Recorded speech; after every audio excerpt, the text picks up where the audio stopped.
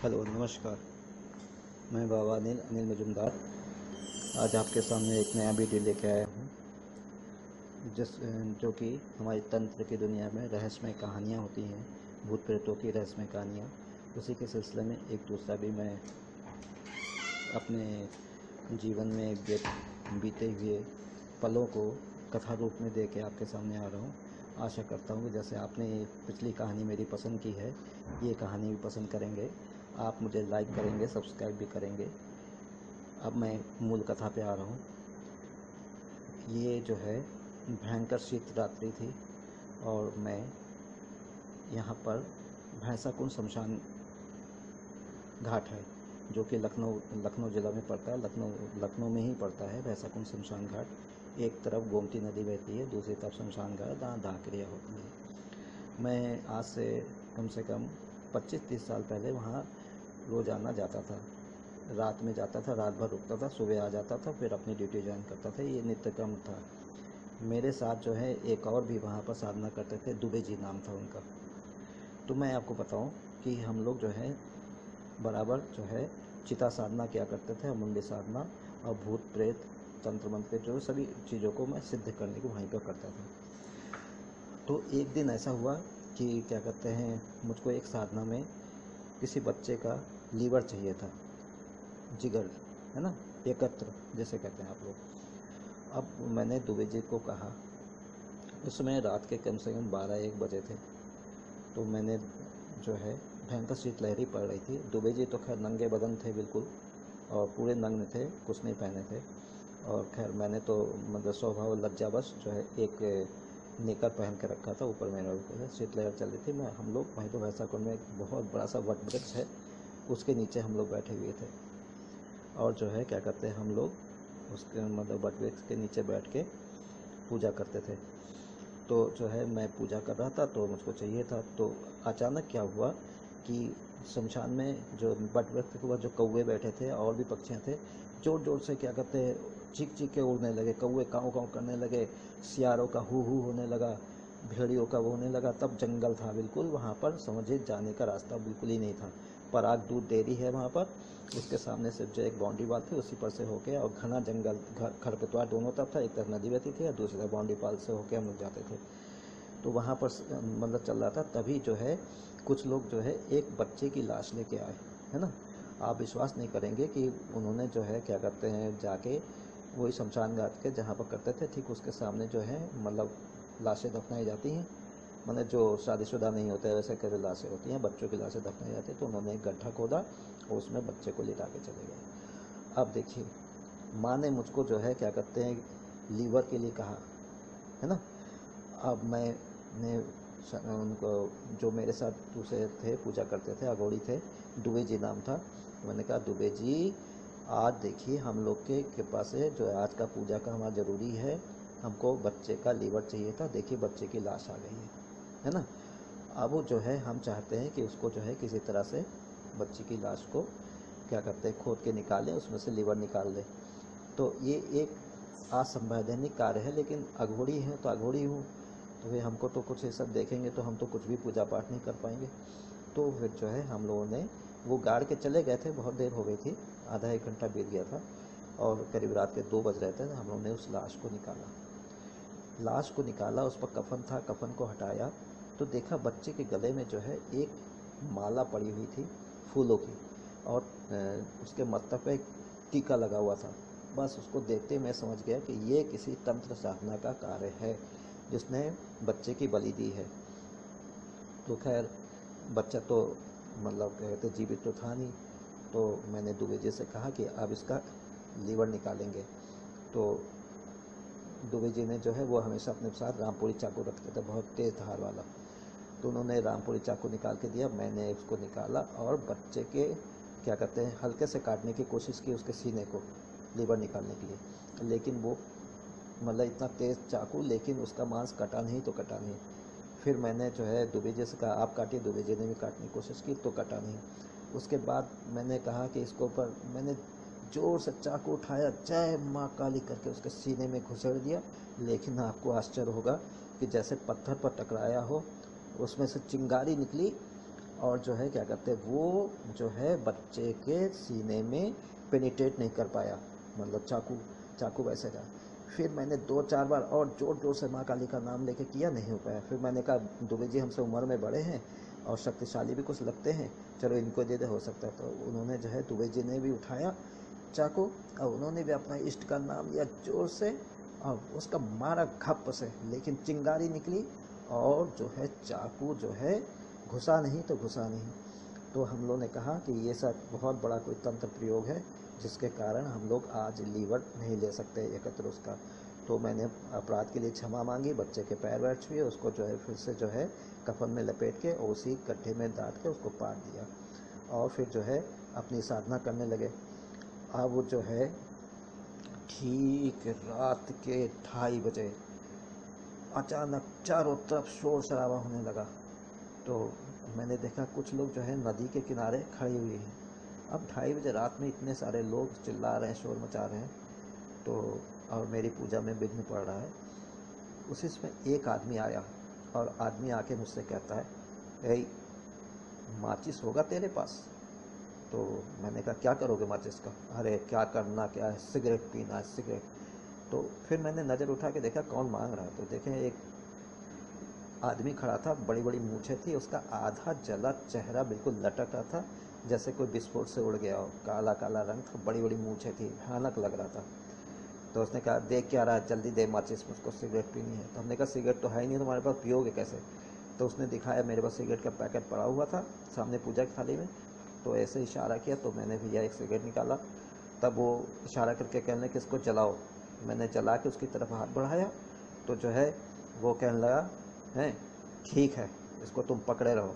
अब मैं भी पकड़े रहा और जो है क्या कहते हैं वो धुआं जोर जोर से निकलने लगा, लेकिन उसने अपने ना मुंह से लगाया ना कुछ किया और वो सिगरेट जल जल के पूरी ख़त्म हो गई। मुझको अंततः उसे फेंक देना पड़ा। थोड़ी देर वो तो चला गया, थोड़ी देर बाद जो है क्या कहते हैं मैंने देखा कि क्या कहते हैं एक धोबी जो है वहाँ खड़े हुए थे, बहुत लोग, मेरे जाते सब गायब हो गए। और एक धोबी जो है क्या कहते हैं वो वहाँ पर जो है नदी के किनारे खड़े होकर कपड़ा धो रहा है। तो मैंने उससे कहा कि क्या कहते हैं कपड़ा धो रहा है। तो मैंने कहा इतनी ठंड की रात है, मेरी पूजा तो करीब करीब समाप्त होने को है, क्योंकि 3 बजे मैं घर लौट जाता था। तो मैंने उससे कहा कि जो है आप वो है ना, आप जो है क्या कहते हैं इसको मतलब वो करिए, क्या कहते हैं आप जो है इस शराब को पीने के लिए। मैंने धोबी को कहा कि अरे भैया तुम भैया शराब पियोगे? तो उसने कहा कि हाँ हाँ क्यों नहीं, ज़रूर पियेंगे। तो उसने अपनी भिनभिनाती आवाज़ में कहा कि दे दीजिए भैया। तो मैंने उसको शराब दिया। मैंने कहा इतने रात में 2:30 बजे रात में कपड़े धोने की कौन सी आवश्यकता पड़ गई, सुबह भी धो सकते हैं, इसमें पता भी नहीं चलेगा मैला है कि गंदा है, धो क्या रहे। कहते हैं हाँ हाँ हाँ मैं तो ऐसे ही धो रहा हूँ और रोज़ ही धोता हूँ, हैं ये कोई बात है? तो मैंने उसको शराब दिया और जब तक मैं शीशी बढ़ा था देखा शीशी में से शराब गायब, और जब मैं नज़र उठा के देखा तो वो भी गायब हो गया। मैंने कहा ले आज 2-2 भूतों से पड़। तो फिर मैं पूजा वूजा समाप्त करके प्रणाम करके मैं घर आके सो गया। दूसरे दिन पेपर में मैं पढ़ता हूँ कि जो है जिला जेल के बाहर एक कुख्यात बदमाश निकल रहा था छूट के, तो उसको जो है बम से विस्फोट करके उसको मार डाला गया और चेहरा। तब मैं भैया गया पोस्टमार्टम हाउस, तो तब तक पोस्टमार्टम शुरू हो चुका था। मैंने देखा जाके कि वही बॉडी जो कि क्या कहते हैं मेरे सामने कल खड़ी थी और जो है क्या कहते हैं मुझसे सिगरेट मांग रही थी, वो वहाँ पर मुर्दा लेटा हुआ। मतलब वो भूत था मेरे भाई, समझे कि नहीं? इस तरह से भूत लोग परेशान करते हैं, आते हैं। आप यदि डर गए तो समझिए मर गए। मैं यही कहानी ख़त्म कर रहा हूँ। धन्यवाद बहुत बहुत जो आपने मेरी कहानी सुनी। हेलो नमस्कार, मैं बाबा अनिल मजुमदार आज आपके सामने एक नया वीडियो लेके आया हूँ जो कि हमारी तंत्र की दुनिया में रहस्यमय कहानियाँ होती हैं, भूत प्रेतों की रहस्यमय कहानियाँ। उसी के सिलसिले में एक दूसरा भी मैं अपने जीवन में बीते हुए पलों को कथा रूप में दे के आपके सामने आ रहा हूँ। आशा करता हूँ कि जैसे आपने पिछली कहानी मेरी पसंद की है, ये कहानी भी पसंद करेंगे, आप मुझे लाइक करेंगे, सब्सक्राइब भी करेंगे। अब मैं मूल कथा पे आ रहा हूँ। ये जो है भयंकर शीत रात्रि थी और मैं यहाँ पर भैंसाकुंड शमशान घाट है, जो कि लखनऊ ज़िला में पड़ता है। लखनऊ में ही पड़ता है भैंसाकुंड शमशान घाट। एक तरफ गोमती नदी बहती है, दूसरी तरफ शमशान घाट, जहाँ दाह क्रिया होती है। मैं आज से कम 25-30 साल पहले वहाँ रोज़ाना जाता था। रात में जाता था, रात भर रुकता था, सुबह आ जाता था, फिर अपनी ड्यूटी ज्वाइन करता था। ये नित्य क्रम था। मेरे साथ जो है एक और भी वहाँ पर साधना करते थे, दुबे जी नाम था उनका। तो मैं आपको बताऊं कि हम लोग जो है बराबर जो है चिता साधना किया करते थे, मुंडी साधना, और भूत प्रेत तंत्र मंत्र के जो सभी चीज़ों को मैं सिद्ध करने को वहीं पर करता था। तो एक दिन ऐसा हुआ कि क्या कहते हैं, मुझको एक साधना में किसी बच्चे का लीवर चाहिए था, जिगर, है ना, एकत्र जैसे कहते हैं आप लोग। अब मैंने दुबे जी को कहा, उसमें रात के कम से कम 12-1 बजे थे। तो मैंने जो है भयंकर शीतलहरी पड़ रही थी। दुबे जी तो खैर नंगे बदन थे बिल्कुल, और पूरे नग्न थे, कुछ नहीं पहने थे। और खैर मैंने तो मतलब स्वभाव लज्जावश जो है एक नेकर पहन के रखा था, ऊपर मैंने शीतलहर चल रही थी। हम लोग वहीं तो भैंसाकुंड में एक बहुत बड़ा सा वट वृक्ष है, उसके नीचे हम लोग बैठे हुए थे। और जो है क्या कहते हैं, हम लोग उसके मतलब वट वृक्ष के नीचे बैठ के पूजा करते थे। तो जो है मैं पूजा कर रहा था, तो मुझको चाहिए था। तो अचानक क्या हुआ कि शमशान में जो वट वृक्ष के ऊपर जो कौवे बैठे थे और भी पक्षियाँ थे, जोर जोर से क्या कहते हैं चीख चीख के उड़ने लगे। कौवे काँव काँव करने लगे, सियारों का हू हू होने लगा, भेड़ियों का वो होने लगा। तब जंगल था बिल्कुल वहाँ पर, समझिए जाने का रास्ता बिल्कुल ही नहीं था। पराग दूध डेयरी है वहाँ पर, उसके सामने से जो एक बाउंड्री वाल थी उसी पर से होके, और घना जंगल, खरपतवार दोनों तरफ था। एक तरफ नदी बहती थी और दूसरी तरफ बाउंड्री वाल से होके हम लोग जाते थे। तो वहाँ पर मतलब चल रहा था, तभी जो है कुछ लोग जो है एक बच्चे की लाश लेके आए, है ना। आप विश्वास नहीं करेंगे कि उन्होंने जो है क्या करते हैं, जाके वही शमशान घाट के जहाँ पर करते थे ठीक उसके सामने जो है मतलब लाशें दफनाई जाती हैं, मतलब जो शादीशुदा नहीं होते वैसे कैसे लाशें होती हैं, बच्चों की लाशें दफनाई जाती हैं। तो उन्होंने एक गड्ढा खोदा और उसमें बच्चे को लिटा के चले गए। अब देखिए, माँ ने मुझको जो है क्या कहते हैं लीवर के लिए कहा, है ना। अब मैंने उनको, जो मेरे साथ दूसरे थे पूजा करते थे, अघोड़ी थे, दुबे जी नाम था। तो मैंने कहा, दुबे जी आज देखिए हम लोग के कृपा से जो आज का पूजा का हमारा ज़रूरी है, हमको बच्चे का लीवर चाहिए था, देखिए बच्चे की लाश आ गई है ना। अब वो जो है हम चाहते हैं कि उसको जो है किसी तरह से बच्ची की लाश को क्या करते हैं खोद के निकालें, उसमें से लीवर निकाल लें। तो ये एक असंवैधानिक कार्य है, लेकिन अघोड़ी है तो अघोड़ी हूँ, तो फिर हमको तो कुछ ये सब देखेंगे तो हम तो कुछ भी पूजा पाठ नहीं कर पाएंगे। तो फिर जो है हम लोगों ने वो गाड़ के चले गए थे, बहुत देर हो गई थी, आधा 1 घंटा बीत गया था, और करीब रात के 2 बज रहे थे। हम लोगों ने उस लाश को निकाला, उस पर कफन था, कफन को हटाया तो देखा बच्चे के गले में जो है एक माला पड़ी हुई थी फूलों की, और उसके मस्तक पे एक टीका लगा हुआ था। बस उसको देखते ही मैं समझ गया कि ये किसी तंत्र साधना का कार्य है जिसने बच्चे की बलि दी है। तो खैर बच्चा तो मतलब कहते जीवित तो था नहीं। तो मैंने दुबे जी से कहा कि अब इसका लीवर निकालेंगे। तो दुबे जी ने जो है वो हमेशा अपने साथ रामपुरी चाकू रखते थे, बहुत तेज़ धार वाला। तो उन्होंने रामपुरी चाकू निकाल के दिया, मैंने उसको निकाला और बच्चे के क्या कहते हैं हल्के से काटने की कोशिश की उसके सीने को, लीवर निकालने के लिए, लेकिन वो मतलब इतना तेज़ चाकू, लेकिन उसका मांस कटा नहीं तो कटा नहीं। फिर मैंने जो है दुबे जी से कहा आप काटिए, दुबे जी ने भी काटने की कोशिश की तो कटा नहीं। उसके बाद मैंने कहा कि इसके ऊपर मैंने जोर से चाकू उठाया, जय माँ काली करके उसके सीने में घुसेड़ दिया। लेकिन आपको आश्चर्य होगा कि जैसे पत्थर पर टकराया हो, उसमें से चिंगारी निकली, और जो है क्या कहते हैं वो जो है बच्चे के सीने में पेनिट्रेट नहीं कर पाया, मतलब चाकू वैसे रहा।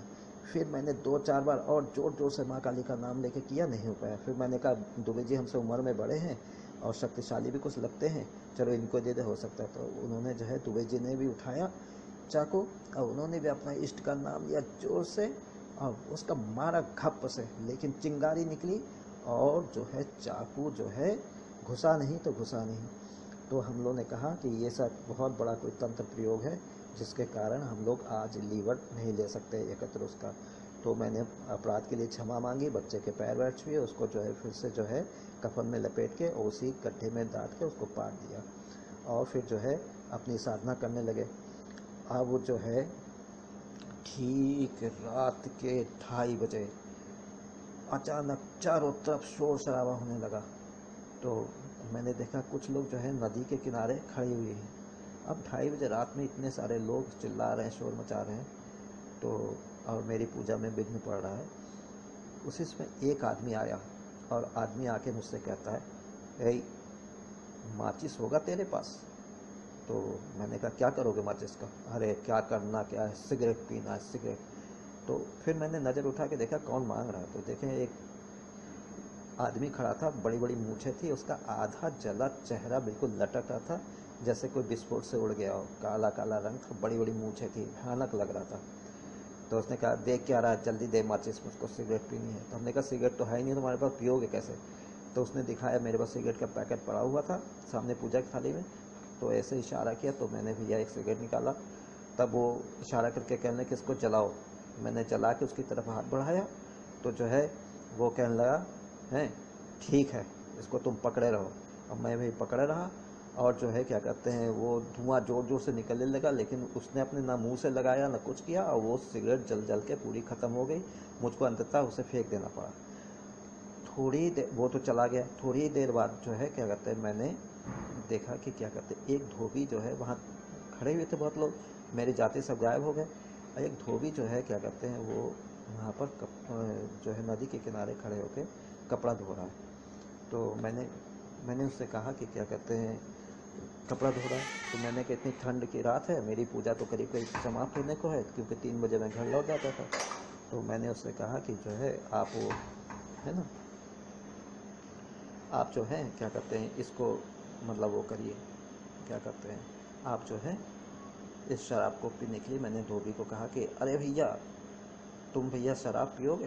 तो उसने कहा कि हाँ हाँ क्यों नहीं, ज़रूर पियेंगे।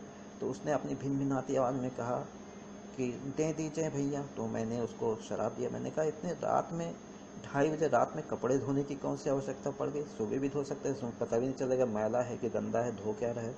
कहते हैं हाँ हाँ हाँ मैं तो ऐसे ही धो रहा हूँ और रोज़ ही धोता हूँ, है ये कोई बात है? तो मैंने उसको शराब दिया और जब तक मैं शीशी बढ़ा था देखा शीशी में से शराब गायब। और जब मैं नज़र उठा के देखा तो वो भी गायब हो गया। मैंने कहा ले आज दो दो भूतों से पड़। तो फिर मैंने पूजा वूजा समाप्त करके प्रणाम करके मैं घर आके सो गया। दूसरे दिन पेपर में मैं पढ़ता हूँ कि जो है जिला जेल के बाहर एक कुख्यात बदमाश निकल रहा था छूट के, तो उसको जो है बम से विस्फोट करके उसको मार डाला गया और चेहरा। तब मैं भैया गया पोस्टमार्टम हाउस, तो तब तक पोस्टमार्टम शुरू हो चुका था। मैंने देखा जाके कि वही बॉडी जो कि क्या कहते हैं मेरे सामने कल खड़ी थी और जो है क्या कहते हैं मुझसे सिगरेट मांग रही थी, वो वहाँ पर मुर्दा लेटा हुआ। मतलब वो भूत था मेरे भाई, समझे कि नहीं? इस तरह से भूत लोग परेशान करते हैं, आते हैं। आप यदि डर गए तो समझिए मर गए। मैं यही कहानी ख़त्म कर रहा हूँ। धन्यवाद बहुत बहुत जो आपने मेरी कहानी सुनी।